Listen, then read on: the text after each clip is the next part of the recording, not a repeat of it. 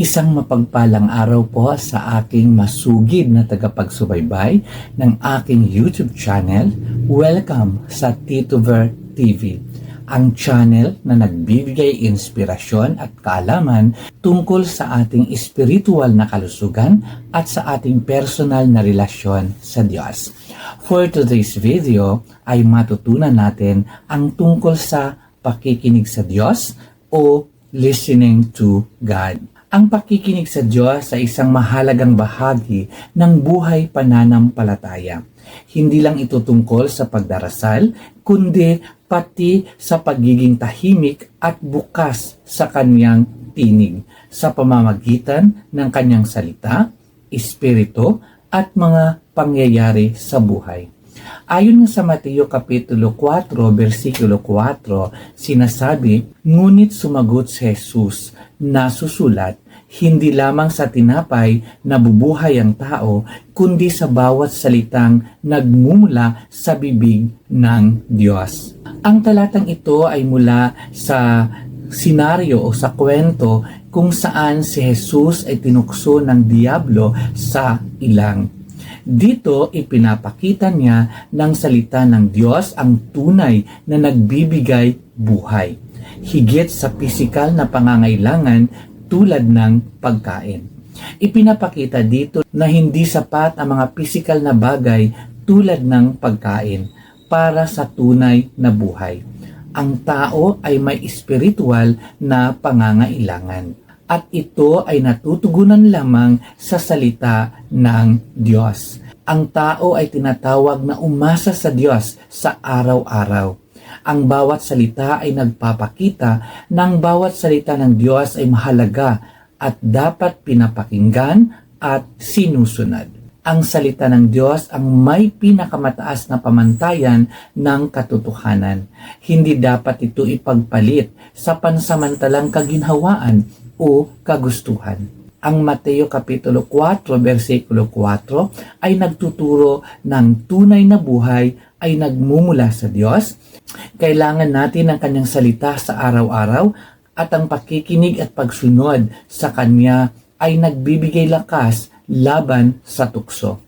Sabi niya sa unang Samuel Kapitulo 3, versikulo 10, sinasabi, "Si Yahweh ay lumapit kay Samuel at muli itong tinawag, 'Samuel, Samuel.' Sumagot si Samuel, 'Magsalita kayo, nakikinig ang inyong lingkod.'"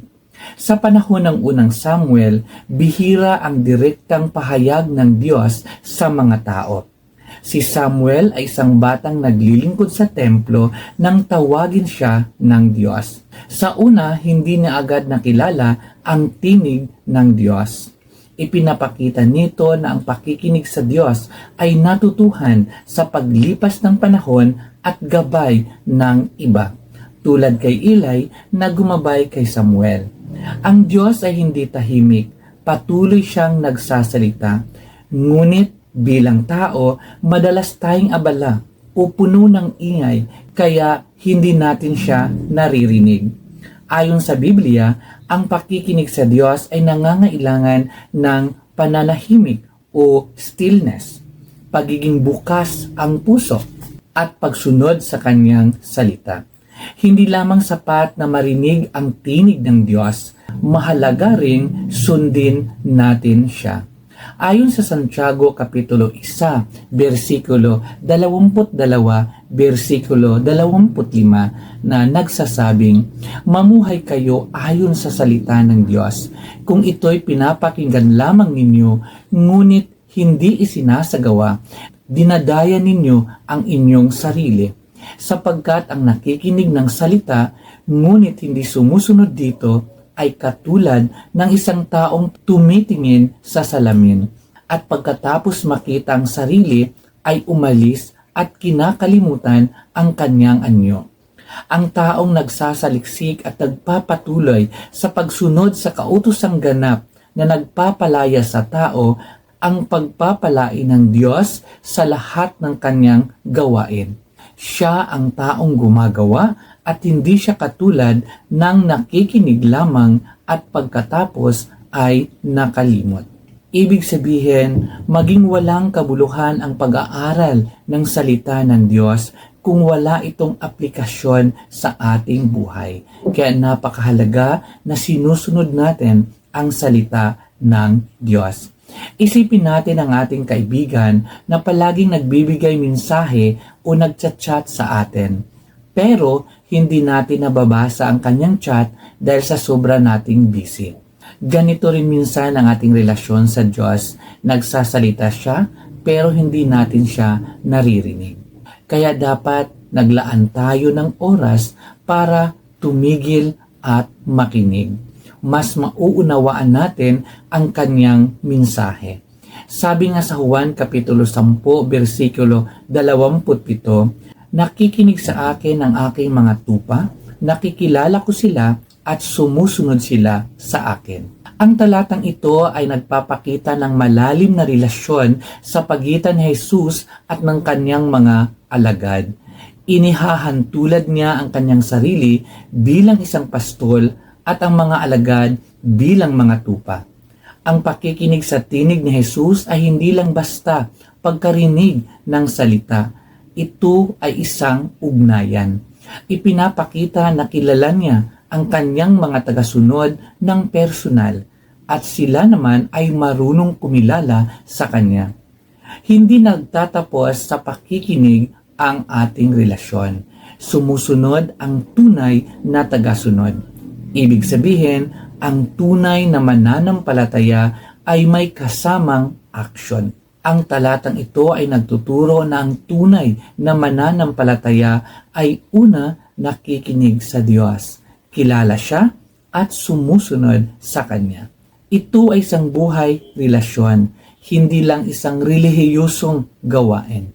Kaya maari nating pagnilayan ang mga katanungang ito sa ating sarili. Kailan ako huling tumahimik para makinig sa Diyos? Pangalawa, ano ang mga ingay sa buhay ko na humahadlang sa pakikinig ko sa Diyos? At pangatlo, handa ba akong sumunod kapag narinig ko ang kanyang tinig? Kaya bilang mga Kristiyano at tagasunod ni Kristo, nararapat lamang na magkaroon tayo ng oras para pag-aralan ang salita ng Diyos sa araw-araw. Dapat maglaan tayo ng oras para sa salita ng Diyos. Maaari nating isulat ang mga punto na natutunan natin sa bawat pag-aaral natin sa salita ng Diyos upang mas lalo nating maintindihan at maunawaan ang kanyang mga salita at masusunod natin ang kanyang mensahe para sa atin. Kaya sa bawat araw ng ating buhay, nararapat lamang na maglaan tayo ng kunting panahon para pag-aralan ang salita ng Diyos. Kung nagbibigay sa atin ang video na ito ng encouragement at inspirasyon para sa ating relasyon sa Diyos, huwag kalimutan ang mag-like, mag-subscribe at mag-click sa notification bell upang sa ganon ay patuloy kayong magiging updated sa mga informative video na aking i-upload sa mga sumusunod na araw. Maraming salamat sa pakikinig. To God be all the glory. Pagpalain nawa tayo ng ating Panginoon.